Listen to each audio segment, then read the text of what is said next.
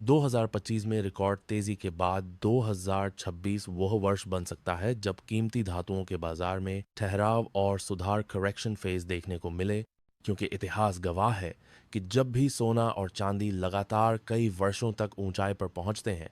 तो उसके बाद कीमतें खुद को संतुलित करने के लिए नीचे आती हैं, और यही स्थिति 2026 में बन सकती है। 2024 और 2025 के दौरान वैश्विक अनिश्चितता, युद्ध जैसी परिस्थितियां, महंगाई का दबाव और ब्याज दरों को लेकर असमंजस के कारण निवेशकों ने बड़े पैमाने पर सोना और चांदी खरीदी, जिससे इनके भाव ऐतिहासिक स्तर तक पहुंच गए। लेकिन जैसे ही 2026 में वैश्विक अर्थव्यवस्था में स्थिरता आने की संभावना बनेगी,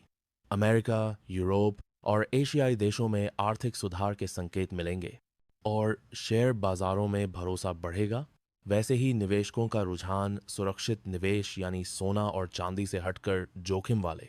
लेकिन ज़्यादा रिटर्न देने वाले साधनों जैसे शेयर, म्यूचुअल फंड और बॉन्ड की ओर बढ़ सकता है,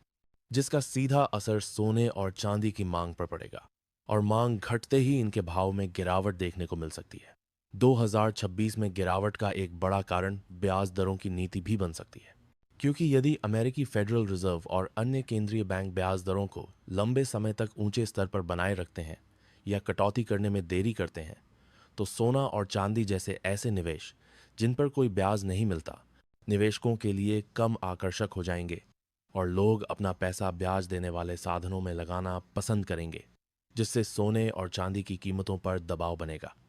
इसके साथ ही अगर 2026 में अमेरिकी डॉलर मजबूत होता है तो अंतर्राष्ट्रीय बाजार में सोना और चांदी महंगे पड़ेंगे, क्योंकि इन धातुओं का मूल्यांकन डॉलर में होता है, और मजबूत डॉलर का मतलब ये होता है कि अन्य देशों के निवेशकों के लिए सोना चांदी खरीदना महंगा हो जाएगा, जिससे वैश्विक मांग कमजोर पड़ेगी और कीमतें नीचे आ सकती हैं। 2026 में मुनाफा वसूली, प्रॉफिट बुकिंग भी गिरावट का एक बड़ा कारण बन सकती है, क्योंकि जिन निवेशकों और संस्थानों ने 2023, 2024 और 2025 में कम दामों पर सोना और चांदी खरीदी थी, वे ऊंचे स्तर पर पहुंचने के बाद अपने मुनाफे को सुरक्षित करने के लिए बिकवाली कर सकते हैं।